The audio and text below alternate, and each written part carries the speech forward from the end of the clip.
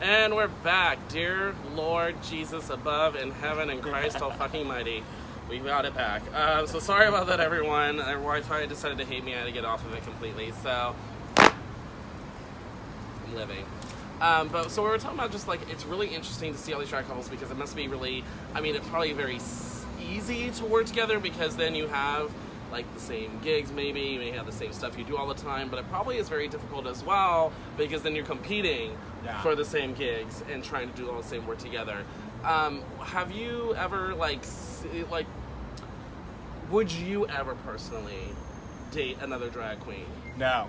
Alright, that was a straight up no. That was real quick. Yeah, no, no. Okay. I'm like, I know how neurotic we are, and I just, no, thank you. Yeah. Well, I think it must be very interesting, and I mean, we'll definitely find out. I mean, in the Discord, we'll be there tomorrow night, so we can talk with her tomorrow night, and I mean, get it and see what there is. I might get a little tea from that. Yeah. That relationship. I did watch a video they did with World of Wonder, Couples for Cash. Oh yeah. Which was actually really funny. Yeah. If you haven't seen it on YouTube, it's on there. It's actually really hilarious. So, I mean, they seem to get along really well together, and I mean, their drag is both sickening.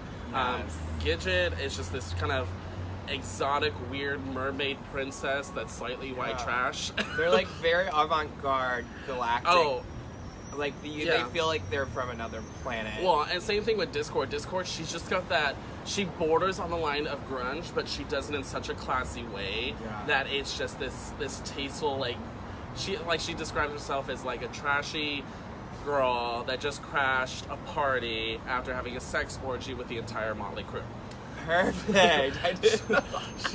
I loved her backstory with it, and also, I mean, Discord is the Greek goddess of chaos. Right. So, I mean, a really interesting way that she chose her name, and then the Addams family from Addams. So, party, get it. Boom. So, what are you looking forward to the most from DragCon? Because for this one, it's the 5th DragCon total, the 4th one for LA. Yes. So what are you looking forward to the most? I mean, first of all, it's a bigger convention hall. Yes. They're moving over to the big side, and then for you, is there something you're looking forward to the most, or like what's just your anticipation? Yeah, you know, this year it's so much easier to do because we have had 3 previous events. We know what to expect from them now. You know, every year it does get bigger and larger and more space, meaning a lot more walking around. Yes, so like for sure. This year, like, you're kind of a masochist if you're going to wear those 8-inch heels. Like, if you're gonna do that and commit to that look, like, you're a masochist. So I'm going in knowing that I'm gonna be comfortable, and I'm. The best part about it this year is that there's no stress. There's no stress. Like, it's so easy. You know that you're just gonna go meet all your fans. Yes. People who appreciate drag, and have them come to all your gigs. Yes. That's the great part about being an LA queen during DragCon is that you're already booked for all these gigs.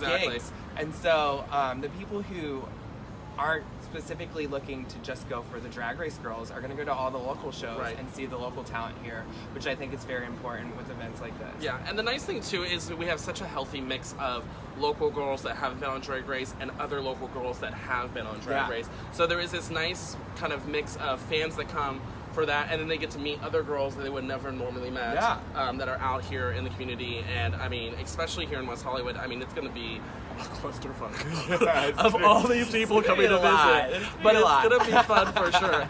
I'm most excited, I think, for the fact that, I mean, just RuPaul year in and year out has just really enhanced this event for the drag community. There's never been this level of an event space for the drag community to actually come, showcase their work, sell merchandise, meet all their fans, like you said, and I'm just really impressed by that. What do you think is the maybe not the number one thing, but one of the biggest things that it's really kind of helped the drag community? Is it like bring them closer together, or what's I mean, you think? It definitely brought us all together because it gives you a one venue where you all are at. You know that basically every drag performer in the world is going to be there. I mean, unless they had other contractual obligations. But I mean, so you know that it's like a sense of unity finally. Like everyone is like at like 9 13 different clubs. You don't have to like go to see one girl. You know, like the bigger drag race girls usually only have shows by themselves, and so like you're going to see that individual drag performer.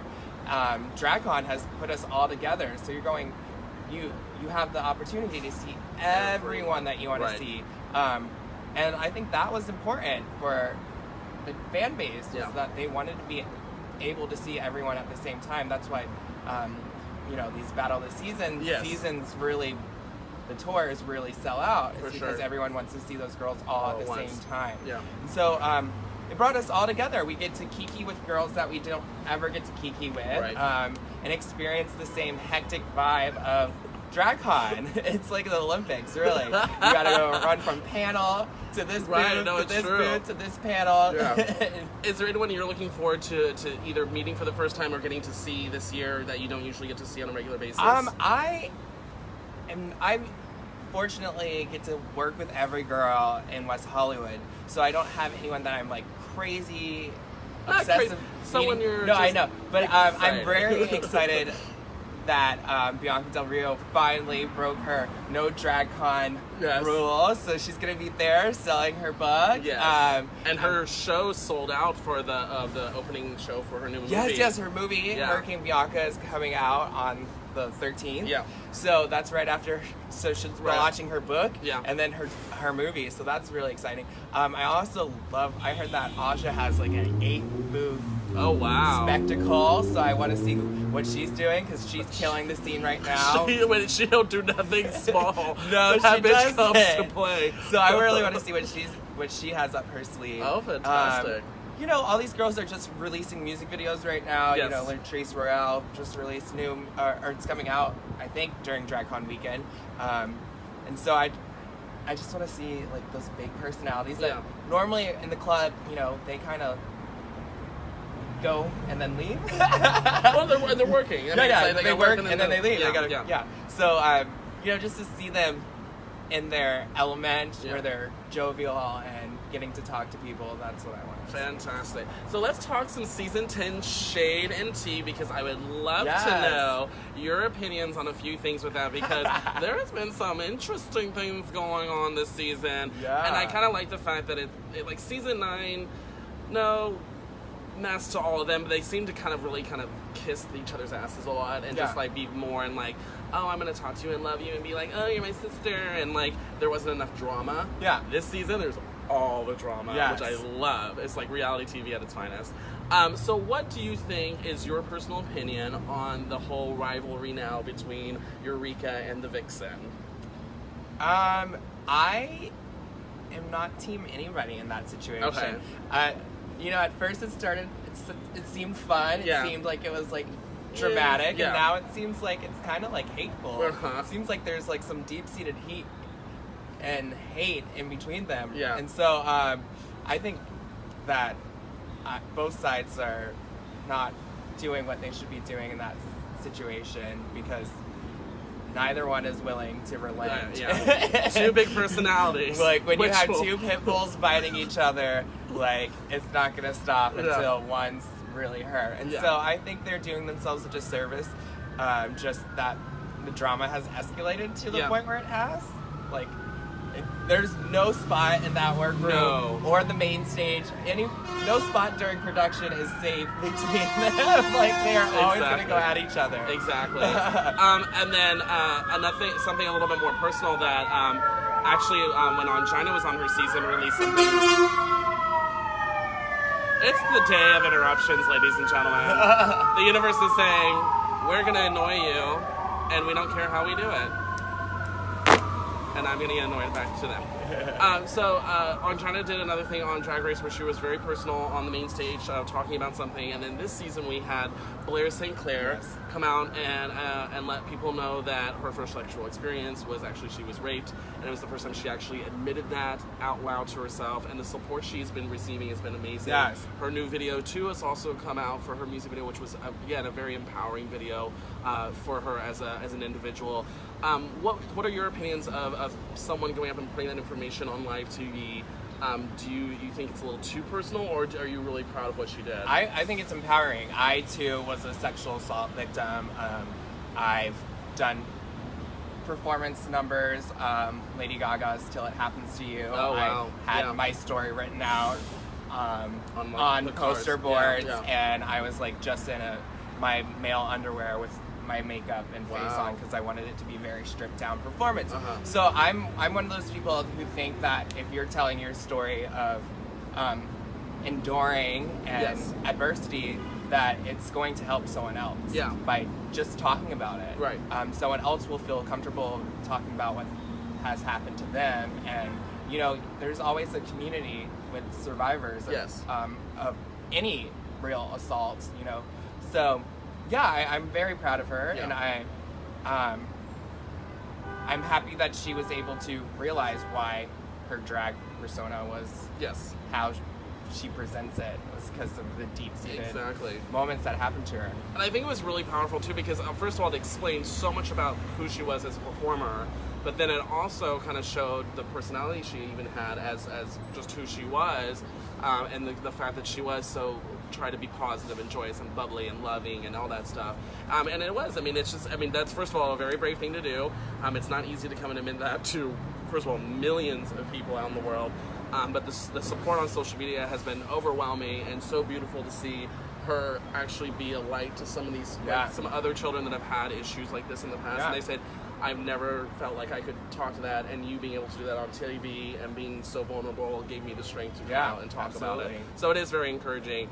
Next part. So I don't know if you've seen this, but there's a little thing going around social media now for, I believe it's this next episode of Drag Race. So spoilers, sorry, T, it's on the internet, so spoiled already. So Asia, I saw that, gets a little love from RuPaul. So they're practicing for some soap opera ass slap that Ru has done in the past with a lot of his girls playing around, kind of like, you piss me off, and she bitches slaps them. Well, Asia O'Hara got the full Monty with RuPaul bitch slapping her across the face. Across the face. It is epic. Asia handled it beautifully, where she, I mean, first of all, overreacts way over the top, yelling how she's gonna be, it's now gonna be Asia O'Hara, Drag Race, or Asia's Drag Race. So, what did you think when you saw that video? I was like, girl, you just been touched by the hands of God. I was dying. Ru looked literally mortified that it happened, that she accidentally slapped her. But, you know, I think it'll be interesting to see if she gets a good critique. Or legally. What's gonna happen with that one? I know in your NDA when you're signing to audition, you basically say that you can't physically assault anyone on production. So I wonder if Ru had to sign the same one. We'll see. But I mean, if you haven't seen, I mean, it's all over, like, Twitter, Facebook. I mean, all of it. It's everywhere. And it's actually really hilarious. And I'm curious to see how that, like you said, how that all plays out with with everything else going on. At this point, we're basically halfway through the season. We're kind of up to the point where a lot of people are starting to put out their predictions. Do you have any maybe one or two that you're thinking might be shoo-in for the crown this season? You know, I think currently, if we're going by track record, you know, Eureka has the most wins. Right. So she's definitely, clearly going to be a contender. I think Aquaria is starting to shed those fears of performance on the show. So she's just killing look after look after look. Yes. That Snatch Game win was a big moment for her. That was impressive. Who expected that from her? She was really impressive. She seemed like an SNL character, like a real, you know, like she had every mannerism down. Oh yeah. And it was just a lot of special moment after moment for that one. Well, and they kind of queued her up without even trying so perfectly. And it's just, the scary thing was, and she did this so naturally. Right. But the fact that she was Melania to a T. And it was well, that was like a improv masterclass right there. Yes, exactly. I know you kind of go in there with a rough sketch of what you want to say, but, like, you know, you get detours and Oh, left because and right. all the questions he asks and all the different things that pop up from what everyone else is doing. But I'm like, she handled that. That was improv. I wonder if she's taken an improv class before. I hope I know so. Miss Cracker says she hasn't, but that Aquarius seemed like she had some training in that improv. I mean, it was masterful. And then, so those are your top two, would you say? I'm saying currently, based off of the track records, I feel like they're definitely vying for the crown. Yeah, for sure. I mean, I'll definitely say, definitely Aquaria, I think the last couple episodes have really stepped up her game. Miss Cracker, even though she wasn't as great this last week, I mean, she's still been she's pretty been very consistent. Very consistent, yeah. And I mean, she does really good drag, very funny drag, and you're right, it's very. So I think we might be surprised. I was almost hoping for Blair to kind of go to the top, and she might be a surprise. The rumors going around that they might bring back a certain Miss Vanjie. Oh, Do you really? think they? I mean, it's again rumor, which is I think totally unsubstantiated. But do you think because of how popular now she has become? I mean, there's been every meme, every remake of everything around with her Vanjie.